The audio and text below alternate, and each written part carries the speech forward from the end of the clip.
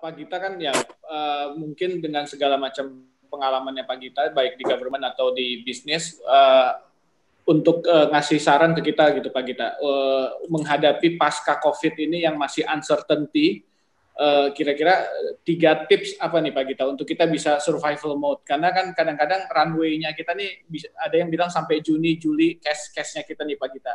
Habis itu kan kita juga wah udah deh nggak ada cash, kita mau gimana lagi nih gitu. Ada beberapa teman yang seperti itu. Gimana nih Pak Gita kira-kira? Karena uncertainty ini kan semakin lama kita lihat makin tinggi juga gitu. Ya, yang rule of thumb-nya adalah kalau terjadi drop dalam aggregate demand, itu yang paling mudah dilakukan adalah downscaling.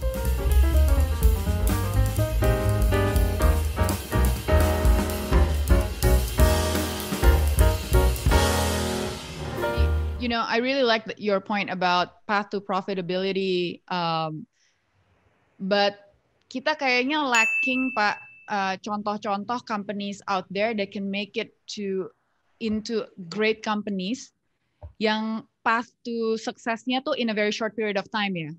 It's not a unicorn in a sense that mereka nggak burn lots of money, mereka just continuously like go selling from one investor to the next round and to the next round gitu.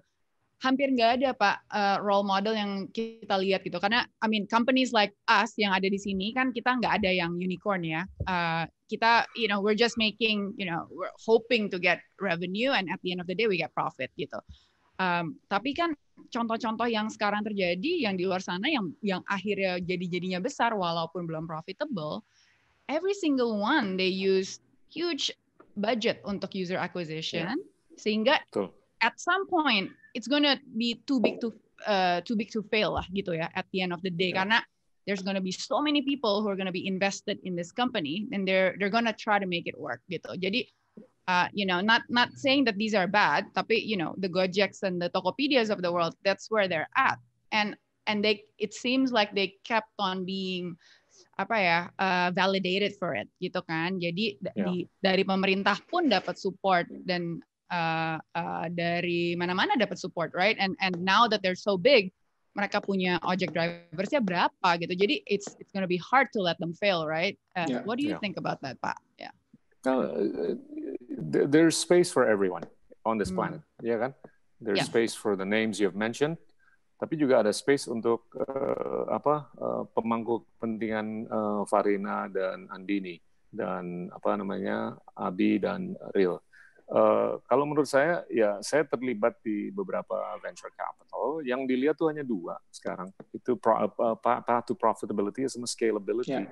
Kalau menurut saya, kalau kalian udah profitable, itu tinggal digosok aja dikit supaya scalability-nya bisa terbukti. Dan kalau udah ada 2 ingredient itu, ya tinggal cuap-cuap aja, ya kan? Dan ini kan, kalau menurut saya ada Jeff Bezos di Flores, ada Bill Gates di Papua, tapi problemnya mungkin mereka tuh nggak tahu. Look, the world, there's a saying, talent is universal, opportunities are not. Ya kan? Dan opportunity atau peluang itu nggak universal dikarenakan keterbatasan komunikasi. Dulu keterbatasan geografi. Kalau sekarang keterbatasan geografi udah nggak lagi. Nggak seperti dulu, karena kita udah bisa teletransportasikan diri dari titik satu ke titik yang lain. Tapi kalau kita udah naik pesawat dari titik A ke titik B, udah sampai di B, kita nggak bisa komunikasi dengan bahasanya B, ya susah. Nah, itu justru yang dibutuhkan. Ingredient kedua adalah untuk bisa melakukan komunikasi. Jadinya ide yang fantastis itu kalau ditempel dengan orang yang punya duit, itu sangat bisa menjelma menjadi sesuatu yang spektakuler. Nah, sekarang problemnya adalah ide yang fantastis yang ada di banyak sekali titik-titik di Indonesia, itu nggak bisa nempel dengan duit karena tidak adanya atau adanya keterbatasan komunikasi. Nah, itu tinggal disempurnakan aja. Kalau menurut saya, without mentioning names, teman-teman yang anggaplah masih burn mode, bukan profitable mode atau profitability mode, itu karena mereka mungkin wherewithal komunikasinya tuh lebih canggih daripada teman-teman lain yang anggaplah idenya lebih keren, path to profitability-nya lebih nyata, scalability-nya lebih nyata, tapi dia nggak bisa komunikasi. Jadi yang harus diasah kalau menurut saya adalah keahlian komunikasi. Penting itu. Pak Gita, ini ada pertanyaan dari live question dari Nadi Mulia. Hai Nadi. To Pak Gita, talking about leaders surrounding themselves with trusted people, what do you look at when recruiting? Oke, dulu saya bertahun-tahun kalau rekrut saya cari yang IQ-nya tinggi, ya kan? Terus evolusi ke yang IQ-nya tinggi dan juga EQ-nya tinggi, ya kan? Dan itu terbukti ya bahwasanya kombinasi EQ dan IQ itu penting sekali. Akhir-akhir ini saya kalau interview orang saya cari keberuntungan, ya nggak? Jadi saya nggak ngecek apakah dia IP-nya 4,0, saya nggak ngecek apakah dia EQ-nya komunikasinya keren banget. Saya hanya nanya, oke, buktikan ke saya Anda pernah beruntung berapa kali dan di mana dan gimana. Kalau nih orang cerita ke saya, Pak, saya waktu itu naik kapal saya tenggelam di tengah lautan India, Samudra India, ada 2.000 ikan hiu, dari 2.000 orang yang di kapal, yang survive cuma 2. Saya salah satu dari 2. Saya nggak akan tanya lagi, you're recruited. Karena dalam bisnis, itu mau nggak mau diperlukan keberuntungan. Wow. Iya kan? Ini orang mau GPA-nya 4, berapa, di sekolah mana yang keren banget, tapi kalau dia nggak beruntung, susah. Dan itu garis tangan kalau menurut saya. Ya, saya tuh percaya banget dengan film Forrest Gump. Itu kalau menurut saya itu sangat philosophically indah. Itu membuktikan bahwa keberuntungan tuh nyata dalam dunia apapun, nggak public enterprise, nggak social enterprise, ataupun private enterprise. I think after this, everybody will change their interview question to that. Jadi pertanyaan nomor 1. Tolong dicatat HR Director. Tapi kalau ada yang cerita kayak begitu, saya harus pastiin dia nggak bohong sama saya. Ya. Nanti saya akan cek tuh dia bener nggak ada di kapal itu. Pak Gita waktu 2009 kan waktu ada wawancara yang aku baca, katanya Pak Gita pengen cari tantangan yang lebih banyak. Karena waktu di perbankan, waktu di JP Morgan kan jadi profesional, jadi yang dibayar. Kemudian ke Ancora jadi entrepreneur. Nah, when you go through a crisis, pernah nggak Pak kepikiran yang kayak, oh no, I should have just stayed jadi employee. I mean, it's a safety net. No. Itu Bapak pernah nggak ngerasa seperti itu? Nggak pernah.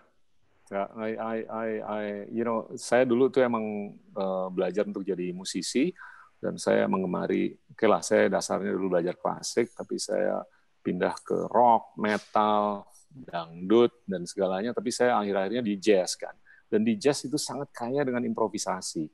Dan improvisasi itu, kalau menurut saya improvisasi itu disalah persepsikan karena itu hanya blind improvisation. Tapi itu sebetulnya ada struktur. Nah, saya tuh suka berimprovisasi. Jadinya kalau saya udah masuk ke dimensi yang baru, itu saya dalami. Dan saya nggak ada regret sama sekali, jujur. Dan saya dulu di musik, terus di olahraga, terus di profesi akuntansi, terus ke perbankan, terus I never look back, wanting to go back to everything that I've done, except for music. Kalau musik saya masih bisa sekarang. Kalau di rumah saya main musik, tapi saya nggak ada penyesalan. If that's what you're asking. Ya, karena ini real juga. Dia dulunya banker, sekarang dia masuk ke startup, ngalamin pandemi COVID-19 ini jadi real. Kayaknya aja gitu. Kayaknya saya mesti banyak belajar nih dari Pak Gita membangun ketahanan mental yang seperti ini. Mungkin Pak Gita udah mengalami beberapa krisis kali Pak Gita, 98, 2008, subprime, terus sekarang ya Pak Gita ya. Itu kan juga mungkin luar biasa, tapi mungkin yang paling parah yang ini Pak Gita ya. Karena kita udahlah krisis, kita disuruh di rumah lagi nggak bisa ngapa-ngapain. Iya. Nah, kalau di 98 saya masih jadi employee. 2008 saya udah jadi employer. Tapi skalanya lebih kecil. Kalau sekarang udah jadi employer, skalanya sedikit lebih gede. Jadinya masalahnya tuh lebih dirasakan sekarang. Dan lebih enak jadi employee daripada jadi employer. Karena kalau jadi employer tuh harus bayar listrik, bayar air, bayar minuman, bayar gaji dan segalanya untuk karyawan. Kalau jadi employee kita cuma mikirin gaji kita doang. Ya kan? Iya benar Pak. Kalau lagi Tapi- THR gini kita nggak. Waduh, nggak- pusing tuh, pusing. Iya. Iya. Tapi Pak, saya mau tanya, Bapak kan musisi iya, olahraga iya, social activity dan academician juga iya. Jadi kalau Bapak waktu itu kan Ancora 2008 mulai ya. Jadi Iya, off mulai. dari JP Morgan terus mulai 2008 itu kan pas global crisis kan. Iya, betul. In the time of global crisis, yet you start Ancora dan sekarang survive. Jadi mentality of shifting-nya ini Iya. nih datang dari mana, Pak? Jadi apa yang Bapak lakukan? Jazz. Dari jazz. Jazz. Ya, improvisasi. Jadi kalau improvisasi itu ya orang kalau ngerti musik ya, sebetulnya kalau kita lagi improvisasi, lagi main musik itu kita melewati beberapa kesalahan, tapi orang nggak tahu kan, ya kan? Jadi kita terus saja berimprovisasi dan improvisasi itu membuahkan kapasitas adaptasi yang cukup. Bukan berarti saya adaptasinya bagus ya sekarang ya, dengan baik ya. Enggak, ini cukup struggling juga, tapi we're gonna weather the storm one way or another. Dan itu kalau menurut saya harus ada di DNA kita untuk bisa survive. Have you ever stop, Pak? Maksudnya kayak pernah berpikiran untuk quit nggak? Atau misalnya Enggak. kalau No, Oke. no, I don't. Tapi ada nggak sih Pak Gita pernah nggak ngasih advice ke orang kayak I think you should stop doing that and maybe do other things gitu. Itu what is the mungkin sampai di titik mana sih orang tuh mesti kayak finally pivot atau ganti gitu loh. Change direction lah gitu. Saya nggak pernah ngomong orang untuk stop. Saya selalu kasih tahu orang untuk terus keep on fighting. Dan oke, ini nasihat yang saya kasih ke keponakan saya atau karyawan saya yang masih muda adalah, look, don't worry about where you're going to be in 2 years time. Worry or think about what you're going to be doing when you're 50. Itu aja. Dan itu kalau kita udah bisa fokus ke apa yang kita mau lakukan waktu kita umur 50, itu nggak tahu gimana langsung lebih bisa mengikhlaskan apapun yang kita lewati sekarang dan kita fokus ke apa yang kita harus lakukan supaya nanti kita benar-benar menjelma ke apapun yang kita inginkan waktu kita umur 50. That's the typical advice I've been giving to lots of the younger generation. Ya kan? Dan saya jujur itu nggak original dari saya. Saya waktu umur 20-an tuh saya mendapat advice dari orang-orang yang lebih senior. Dan saya dulu emang suka minta advokasi dari orang-orang yang lebih senior daripada saya. Dan itu salah satu advice yang paling compelling untuk saya. Focus on what you think you're going to be doing when you're 50. Okay. Kalau gitu Well, now I'm past 50. Nah, kalau gitu, what would you tell your 25 or 30-year-old self? What you've been through now dengan pengalaman Bapak, apa yang Bapak pengen kasih tahu to your 25 or 30-year-old? Believe it or not, what I'm doing right now, it's not far different from what I told myself in the 20s. In terms of what I wanted to do when I would reach 50. Jadinya saya waktu umur 27, 28 waktu itu ya udah mulai berpikir jangka panjang sekali. Ya. Dikarenakan sosialisasi dengan orang-orang yang lebih senior waktu itu dan mereka memberikan advice dan advokasi seperti itu. Gitu. Waktu umur 20 jangan tanya, itu mikirnya per hari waktu itu. Ya. Oke. Ini Pak Gita nih ada pertanyaan lagi masuk. Ini kayaknya orangnya dari Kementerian Bapak dulu deh Pak. Many WTO countries applies quantitative restriction and other disguised barriers in this time of crisis. How do you see the changing of global rules-based trading system will restructure international trade? Ya, lihat aja kemarin Dirjen WTO Roberto Azevedo, teman saya, itu udah mengundurkan diri. Dan kalau menurut saya itu cermin dari satu, dia udah menjabat cukup lama dari tahun 2013, dua itu cermin dari polarisasi percakapan yang begitu besar sekarang, ya kan? Ada yang di sangat paling kanan, ada yang di sangat paling kiri, sehingga sulit untuk mencapai kesepakatan. Oleh karena itu multilateralisasi semakin sulit, ya kan? Dikarenakan multilateralisasi semakin sulit, lebih banyak kecenderungan nasionalisme, lebih banyak kecenderungan bilateralisme. Nah, ini yang akan menyebabkan rules-based trading mechanism semakin sulit diimplementasi. Jadinya saya melihat nanti akan lebih banyak bilateralisasi perdagangan. Oleh karena itu mereka nggak akan menghormati sistem multilateral seperti WTO seperti dulu. Ya bakal dikenakan sanksi, hukuman, denda, dan segalanya untuk siapapun yang melanggar peraturan yang sudah diberlakukan oleh WTO, tapi mereka nggak akan peduli. Ini apply juga ke geopolitik nggak Pak? Soal trust. Sangat. Dan ini kan decoupling ini kan semakin nyata antara Tiongkok dengan Amerika Serikat. Ya kan, dikarenakan COVID-19, dan decoupling ini yang akan memilah bukan hanya Tiongkok dengan Amerika, tapi aliansi Tiongkok versus aliansi Amerika Serikat. Apakah itu bisa dikategorikan antara socialism with Chinese characteristics vis-a-vis liberal democracy? Saya nggak berpikir seperti itu juga, karena ada beberapa anggota liberal democracy di Eropa Barat yang orientasi ke Tiongkoknya juga masih kental sekali, dan lebih kental daripada orientasinya ke Amerika Serikat.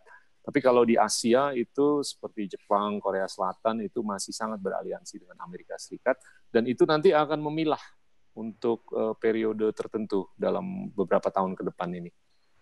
Dan kalau menurut saya itu secara empiris muaranya tuh di kesenjangan yaitu Gini ratio atau rasio Gini. Iya. Terus dampaknya semakin ya. Dampak apa? Dampaknya ke Indonesia. Kalau misalnya ini emerging market kan pasti akan lebih terpengaruh gitu loh kalau misalnya ada gejolak. Saya nggak terlalu khawatir karena Indonesia itu sangat berskala, populasi 270 juta, the third largest democracy in the world, fourth most populous country in the world. Kita punya skala. Kalau kita punya skala itu kita punya prospek untuk menjadi kekuatan tengah, ya, atau middle power. Dan kalau kekuatan tengah atau middle power itu kita bisa berdansa dengan apakah itu liberal democracy ataupun socialism with Chinese characteristics. Dan mereka akan sangat membutuhkan kita dua-duanya. Jadi kita bisa menjembatani diri dengan mereka berdua. Kita nggak perlu pilih, tapi justru yang terekspos justru negara-negara yang skalanya lebih kecil daripada kita. Mereka harus milih apakah ke kiri ataupun ke kanan. Oke. Far, silakan. Ini ada satu lagi nih Pak, pertanyaan pemirsa yang kayaknya ada hubungannya sama ini juga. We are going to U-shaped economic growth. Poverty will rise and unemployment will even rise further and banks NPL pick up. Will government bail out in the next coming months as some sectors are highly leveraged such as aviation and even infra or construction sector? Nggak tahu Pak Gita setuju atau enggak. Ini kayaknya ada beberapa statement juga, jadi boleh dikomenin nggak Pak? I hope so. Karena saya melihat ini sudah cukup banyak di neraca perbankan yang sudah memerlukan restrukturisasi, khususnya para UMKM. Dan ini kalau mereka nggak dibantu, mereka akan semakin sulit dan mereka terekspos dengan resiko permanent impairment atau kelumpuhan. Dan kalau mereka permanently impaired, mereka nggak akan bisa berproduksi. Dan kalau mereka nggak bisa berproduksi, daya saing kita semakin hilang. Dan kita, the world is a zero-sum game, right? Kalau kita nggak bisa, it's only gonna be at the benefit of some others yang bisa untuk menarik investasi. Ya kalau saya lihat negara-negara tetangga di Asia Tenggara itu jauh lebih siap dari sisi stimulasi perekonomian, dari sisi fiskal ataupun moneter, dan kesiapan mereka dari supply side dan kesiapan mereka dari sisi demand side itu lebih nyata dibanding mungkin apa yang kita lihat di sini. Jadinya di perbankan itu NPL sudah mulai meningkat dan akan terus meningkat kalau tidak dibantu. Dan satu-satunya yang bisa bantu adalah pemerintah yang bisa dilakukan dalam bentuk apakah itu pendanaan ataupun penjaminan. Dan this is I think pretty serious ya untuk dipikirkan seperti yang saya sampaikan beberapa kali. Pak Gita, ini ada pertanyaan sebenarnya juga saya penasaran sih dengan background Bapak di BKPM, kira-kira Indonesia tuh bisa attract investment-nya di mana ya, di area mana gitu? Di mana aja kita bisa. Jadinya emang kita sering tergoda untuk menarik investasi hanya untuk dunia atau industri ekstraktif. Tapi kalau menurut saya peluang kita banyak sekali atau bisa lebih banyak di dunia non-ekstraktif, termasuk dunia manufaktur dan dunia yang bisa di di atas value chain, bagian atas rantai nilai. Selama ini kan kita agak-agak di bawah kan, kayak ngejahit sepatu, ngejahit kain dan segalanya. Nah ini kalau kita bisa merangkak di rantai nilai, lebih ke barang-barang yang lebih canggih, jasa-jasa yang lebih canggih, itu kalau menurut saya peluangnya luar biasa. Dan bukan hanya untuk eksportasi, tapi untuk kepentingan konsumsi dalam negeri. Dan saya melihat justru ini kan semakin terjadinya disrupsi supply chain, semakin kita harus memikirkan untuk tidak tergantung terhadap importasi dari luar. Dan kalau kita bisa memproduksi di dalam negeri, itu semakin banyak peluang, satu untuk meng-create barang dan jasa, dua untuk meng-create jobs. Itu penting, dan job creation itu kalau menurut saya penting untuk political stability ke depan. Pak Gita, tadi kan Pak Gita udah sempat komen juga sedikit tentang indeks saham kita ya Pak, dan you mentioned about there's gonna be a correction coming gitu. Nah, tadi Pak Gita juga udah mention soal unemployment in the United States. Nah, sebenarnya unemployment di United States itu kan kalau kita lihat dengan kondisi Wall Street saat ini, it's as if nggak ada impact-nya sama sekali gitu. Maksudnya Wall Street is actually doing quite well. Hal itu terjadi juga nggak sih Pak kalau di Indonesia nantinya di kedepannya gitu, what you're seeing? I mean, will it have any impact kayak real conditions on the street dengan market? Yeah, there's first of all there's a divorce between the capital markets and the real economy. Ya, jadinya pasar modal yang semestinya merupakan proksi dari ekonomi atau sektor real itu udah nggak seperti dulu lagi. Jadinya dikotomi antara pasar modal dengan sektor real itu nyata. Ya, jadi valuasi atau indeksasi yang kita lihat di pasar modal akhir-akhir ini khususnya di pasar modal Amerika Serikat itu terdongkrak ke atas lebih karena likuiditas yang dipompa oleh the Fed atau bank sentral. Bukan karena fundamental perusahaan-perusahaan yang terdaftar di bursa, ya. Dan itu kalau menurut saya short lived, itu akan terjadi koreksi tambahan dalam beberapa bulan ke depan selama tidak dipompanya likuiditas baru dan masyarakat luas akan menyadari bahwa valuasi perusahaan-perusahaan yang terdaftar di pasar modal Amerika Serikat dan pasar modal lainnya itu ternyata sudah tergerus secara negatif sehingga valuasi akan turun sehingga indeks mau nggak mau akan turun lagi. Dan di Indonesia itu belum nyata penyuntikan likuiditas yang dilakukan oleh pemain-pemain di dalam negeri ataupun di luar negeri. Jadinya mungkin koreksi pasar modal di Indonesia itu lebih nyata daripada koreksi yang udah kita lihat di pasar modal Amerika Serikat. Tapi kalau menurut saya itu the divorce between the capital markets and the real economy itu will continue in the near foreseeable future. Karena distorsi likuifikasi atau distorsi penyuntikan dana yang anggaplah dilakukan oleh beberapa bank sentral tidak menyeluruh, itu yang membuahkan distorsi terhadap naik turunnya indeks di beberapa pasar modal. Di mana peran bank sentral itu lebih nyata, divorce antara pasar modal dengan real economy itu akan lebih nyata. Oke. Ini kita tinggal beberapa menit lagi nih. Ini kayaknya Real masih ada pertanyaan untuk satu pertanyaan singkat aja. Real tadi ada mau ditanya?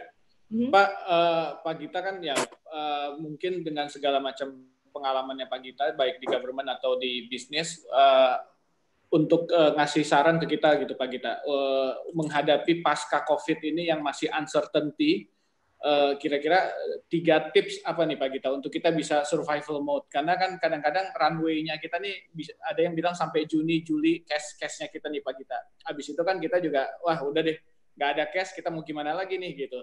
Ada beberapa teman yang seperti itu. Gimana nih Pak Gita kira-kira? Karena uncertainty ini kan semakin lama kita lihat makin tinggi juga gitu.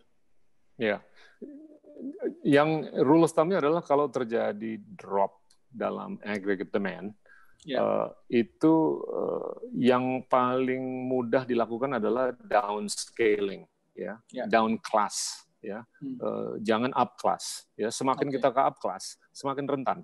Ya kan? Dan kalian nggak Abi ataupun Real itu kan bergerak di menengah ke bawah kan, bukan menengah ke atas. Dan itu kalau menurut saya diberkahi, itu diuntungkan. Karena daya beli itu lebih berkesinambungan di kelas menengah ke bawah, ya kan? Selama restrukturisasi atau pemulihan terhadap sektor UMKM itu lebih dibantu secara proaktif oleh pemerintah. Tapi ada risiko kalau pemulihan yang dilakukan oleh pemerintah lewat perbankan itu suboptimal terkait dengan UMKM, ada risiko bahwasanya nanti kapasitas atau daya beli di menengah ke bawah itu juga akan berkurang, bahkan disproportionately larger than middle up. Itu ada risiko ke situ. Tapi saya tetap berkeyakinan dan berharap dengan stimulasi yang sudah diumumkan dan sudah mulai dilakukan oleh pemerintah, itu sektor menengah ke bawah lewat UMKM itu akan lebih terbantukan daripada menengah ke atas. Kita di grup saya juga kita cukup aktif lah lewat charity kita namanya Ancora Foundation yang sudah banyak membantu lah di sisi PAUD, ya kita banyak membantu membangun sekolah tingkat kanak-kanak, pemberdayaan mereka, dan juga penyaluran bantuan dari kita dan beberapa korporasi afiliasi untuk para pemulung dan segalanya. Karena saya melihat ini yang the bottom of the pyramid ini sangat terdampak. Ya, Oke, ini berarti kita waktunya sudah habis. Tapi sebelum closing nih Pak, ini masih ada 2 menit menjelang buka. Biar ini lebih biar lebih banyak diingat. Aku pengen kasih rapid fire question buat Pak Gita supaya penutupnya gitu Pak. Jadi udah dalam waktu 1 menit dijawab kata pertama atau kalimat pertama yang ada di dalam pikiran Pak Gita aja. Jadi siap-siap ya Pak. Apa yang paling dikangenin Pak Gita dari duduk di pemerintahan? Makanan. Yang paling nggak dikangenin? Nggak tidur.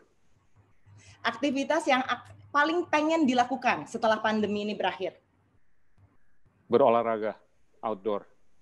Buku terakhir yang dibaca? Wah, saya baca 2 buku sampai lupa saya. Aduh. Anyway, next. It's written by Daniel Kahneman. Slow. Fast thinking slow. Yeah. That one. Okay. Okay. Siapa yang akan menang US election, Biden or Trump? 50-50. Michael Jordan or Magic Johnson? Oh, MJ. The Last Dance. Dua-duanya MJ. Michael Jordan. Michael Jordan. Oke. Jika bisa makan malam dengan 3 orang hidup atau yang udah masih hidup atau yang sudah meninggal, siapa saja? Istri dan anak-anak. Oh. Selesaikan kalimat berikut ini. Saya berharap generasi muda Indonesia lebih berani ngambil resiko dan berani bercuap-cuap. Terima kasih Pak Gita. Terima kasih Pak Gita. Thank you guys. Terima kasih Pak Gita. It's been a blast. Terima kasih Andini, Farida. Ya, selamat berbuka puasa juga. Thank you banget semuanya. Teman-teman semua, selamat berbuka puasa. Kita ketemu lagi minggu depan sama Pak Emil Salim.